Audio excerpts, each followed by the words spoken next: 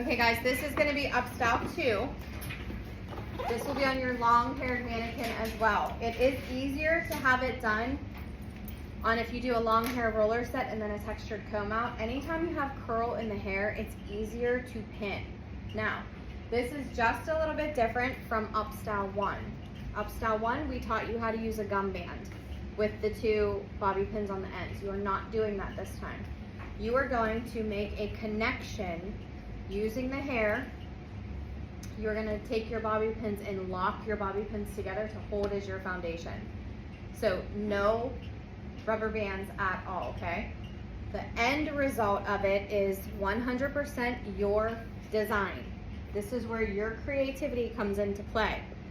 So we have, this one just has a bunch of twisted hair from a textured comb out. It was put in, there's twist here, just a little bit of volume up here. That was the style they were going for. This one did a little bit more in depth of a twist and then just pinned the back. The goal is to not see any bobby pins. I had told Mrs. Rosicki that we need to redo these because there was a lot of dust when I took them off the shelf, because we try to do them and then we just keep them done so that students can see as a visual aid. So this is going to be your visual aid, okay? Don't think you have to do it just like the back. The back is your idea. If you want to put braids going back, that's fine. The main goal is everything is up because it's an Upstyle, okay? So for Upstyle 2, you're going to need your teasing comb,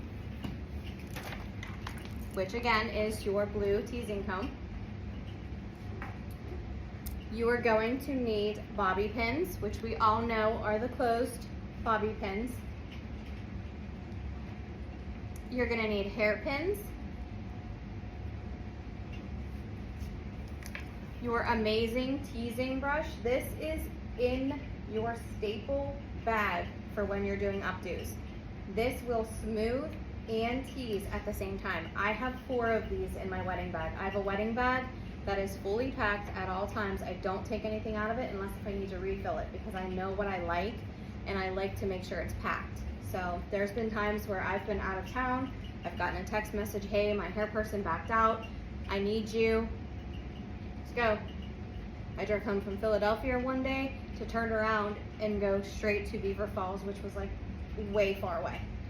So to do an updo, and I had to be there by 5 a.m. So I was on like 2 hours of sleep, but I knew that my bag was packed. I always have it in the back of my car. I don't know why. I think it's just like a security thing in case if that happens again. So the more prepared you are, the better it is. You also want your standard comb and you want butterfly clips.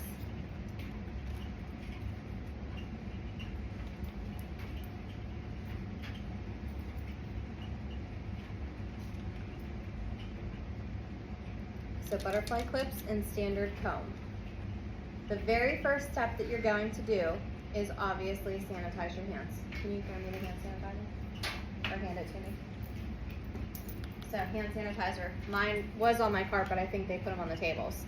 So you always want to sanitize your hands. I moved my hair back out of my face, so I touched my hair. So you don't want to touch your mannequin or your client because they are your first client. So make sure your hands are nice and sanitary. If you have long nails, make sure you get enough sanitizer that you can put in your nails, because remember, that's an extension of your hand you're touching. If you have some pizza sauce or something underneath your fingernails, it's not exactly the greatest thing to put in your client's hair. So the next thing I'm gonna do is I'm going to just smooth my hair out of the way, okay? You can do it going from left to right or right to left.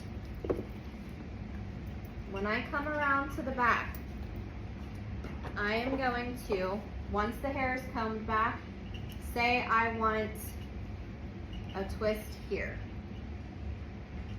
Okay, so I'm gonna find, again, at the occipital level of our head, so we're not going below the neck because all of this goal is to have the hair up. So our occipital gives us enough space to work something creatively.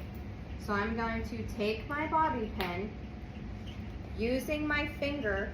We never, ever, ever put a bobby pin in our mouth, ever. Don't put it up to your lip, don't put it up to your chin. fingers only. And I'm going to place my bobby pin in the hair, okay? Now, if I let it go, it's gonna stay a little bit, but it's not gonna be flush up against the occipital. So I'm going to come in with another bobby pin, and I'm going to lock my pins in place. So I hold my finger where this bobby pin is, and I'm going to come up, making sure that I feel that bobby pin lock. So it's locked in place. Do you see the difference of how the hair is on my head now? It's tight, it's flat, it's not gonna go anywhere. This now has become your railroad track or your connecting bobby pins. I say railroad track because everybody knows that they connect and they go one way. Okay, so when I'm doing it, all my bobby pins are gonna be here. I want them to be hidden. I don't want a client to see any bobby pins. And I wanna make sure that when they're doing what they're doing on the dance floor for their wedding, their bar mitzvah, any celebration, it's in and it's not going anywhere, okay? And sometimes less is more. So I know that I want to carry on with my twist.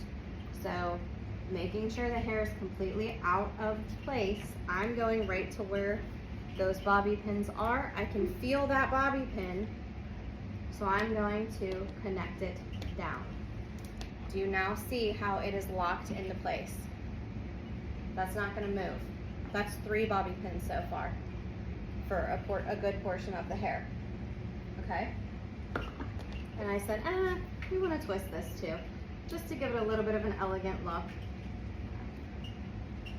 And I'm always going, you always go back to where your bobby pins are because that's your foundation. So I'm going to click that in, connect it, the hair is done, okay? I don't use it was easy last time because we put it into a rubber band. So we made like a rubber band type ponytail, and then we took the ends from that ponytail, teased everything, and pinned it in place. I told you where to pin it, I told you how to pin it, and we made a ponytail. It's really easy to do an updo from a ponytail, but you don't have a whole lot of free reign because the hair's all in one spot. This still gives me all of this hair that I can work with, okay? I'm going to turn the side, and I'm just going to take the hair in my sections, trying to keep my sections pretty well in diameter. I want them to be the same. I don't want to have a really small area to a really long area.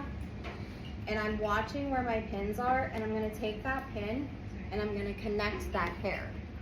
So again, I'm connecting my bobby pins.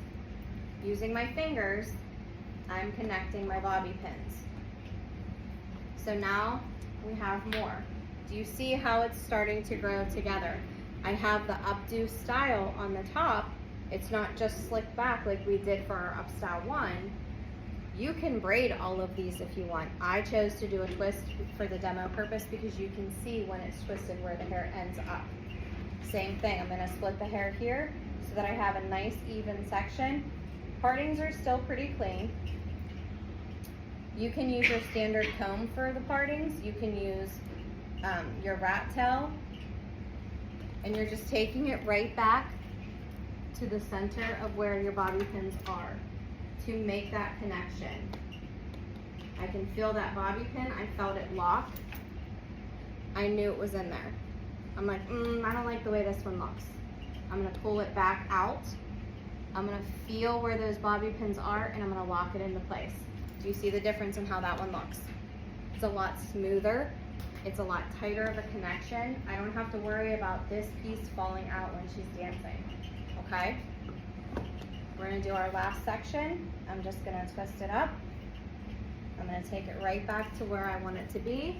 And I know that I want hair over here so that I can take and do a style. I want to roll the hair, give this a little bit more of like an elegant, almost like a Belle from Beauty and the Beast style.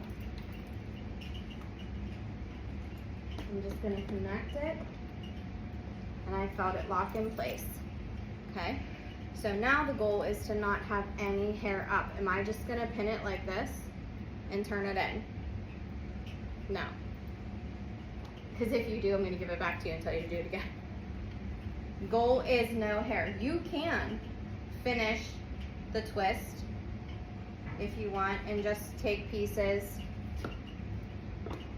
and pin random pieces if you want to get that hair up. You can do a pin curl style like how that piece is. There's no rhyme or reason to the end style of what you're turning into me. As long as the hair is up and it is in some form of a design. Do you notice how that piece is up, but I still did a little bit of a pin curl? So I gave it some kind of flow. You want to make sure all of your up styles, are going to last for the entirety of the event. You don't ever want somebody to come back as a result and say, my hair only lasted an hour. My hair didn't make it through pictures. Whether it's a wedding, an anniversary, whether it's a bridal shower, baby shower, graduation, homecoming, prom, anything like that, you want to make sure that, and I sanitize my hands because I tucked my hair, so you have to get in the habit of always being sanitary. You want to make sure that your client is leaving with a style that's going to last. So making sure that those bobby pins lock into place are extremely important. You can take pieces and twist them together. Remember how I said to roll your rollers? When I said if it didn't stay and you wanted to roll your rollers, how to use your fingers and kind of make that round circle motion. That's why I was giving you that insight, because that is a way right now that you can lock hair into place. All I did was roll it. Because remember, we haven't done hot tools yet. When we do hot tools, you guys are going to learn how to use them ourselves. You guys are going to learn how to use a flat iron and also a normal curling iron and a curling wand. So you will be able to style the hair with heat. This is a non-heat updo, okay? If you have your roller set and you have that curl out, you can use those curls from what was already formed into the hair. There are ways that you can roll them with your fingers.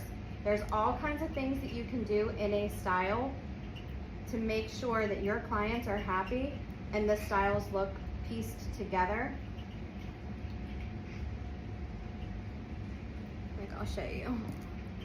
I'm just grabbing the hair and I'm taking random pieces and I'm twisting it because I want this to look very elegant. I don't want there to be, like, she's going to a fairy tale themed wedding. Okay, so I'm thinking in my head, okay, how can I make this look fairy tale, smooth? Now I've used no hairspray for this. When I start to see that I'm getting things in place, I will then go in and very lightly spray. Using the smoothing part of your brush, you can then smooth pieces into play to make sure that there is no frizz. Okay, you don't ever want to see teasing, you don't ever want to see frizz. Clients will not be happy if they see that.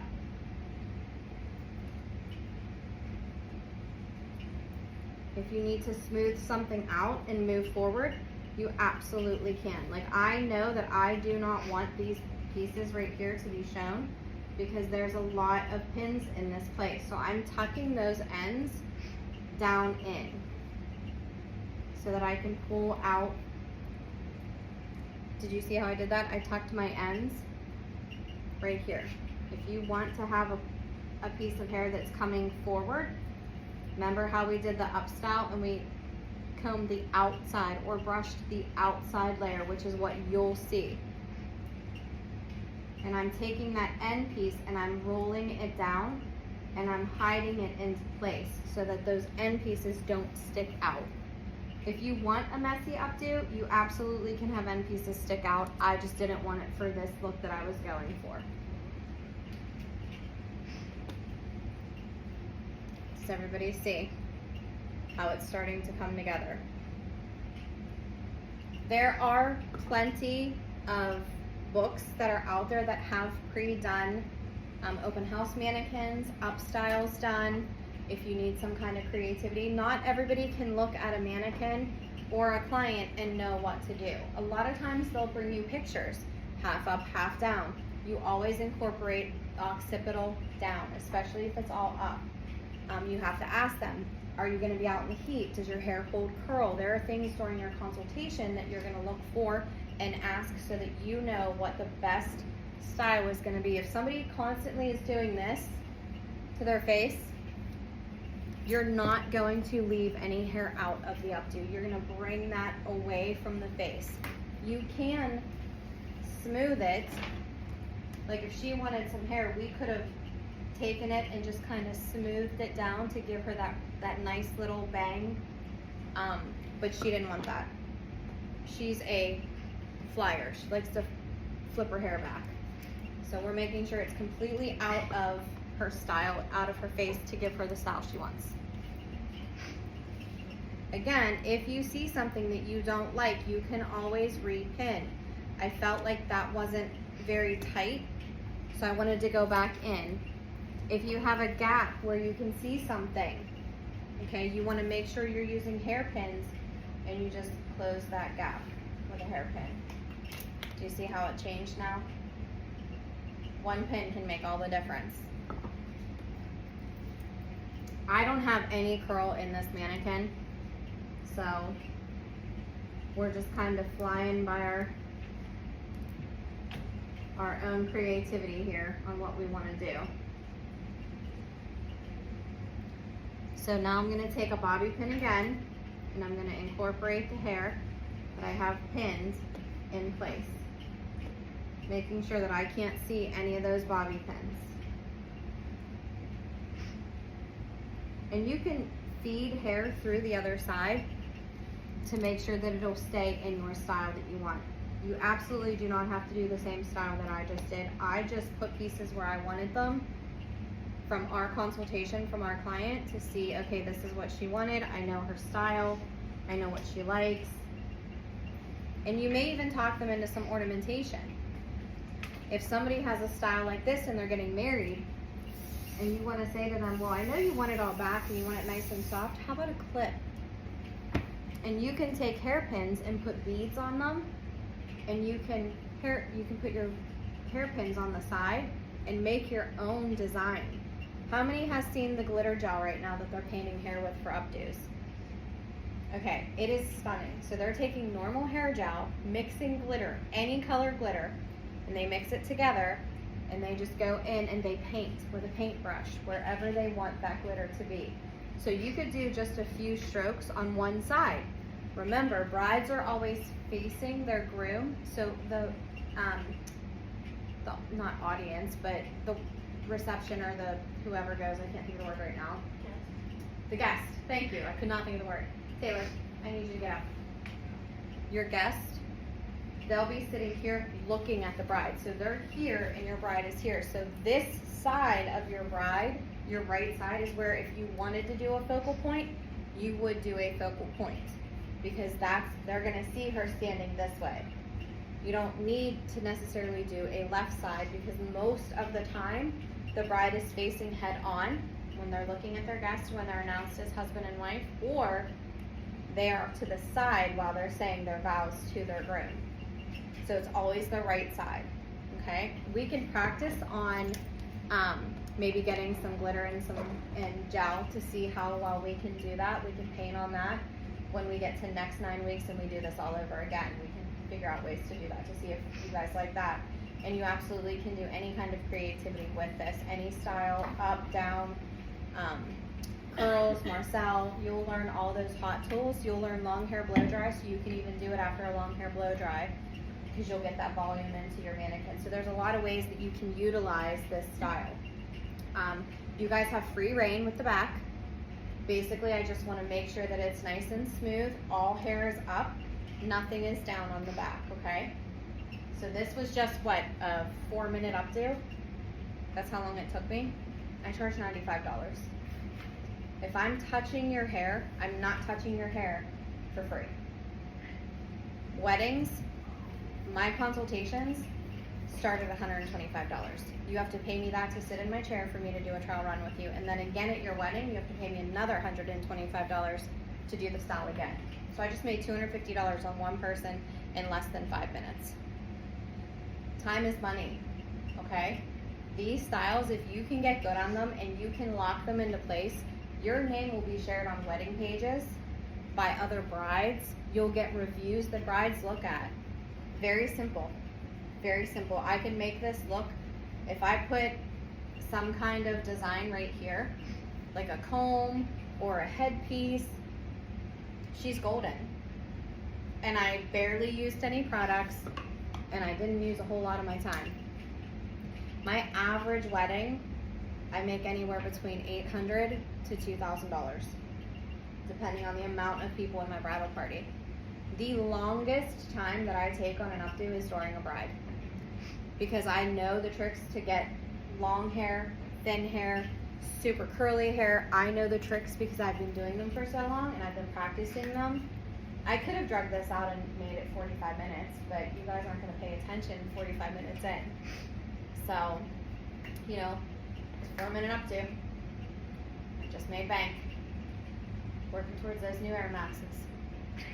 Totally just kidding, but I knew you guys would giggle. So any questions on Upstyle 2? No? We know what we're doing? Okay. If you are not done with your other practical tasks, you cannot move on to this yet, okay? But that's why we do the demos. That's why you have the demo sheets for any type of questions. And we have 5 minutes before our evacuation, so we did good, guys. All right, thank you. That was Upstyle 2.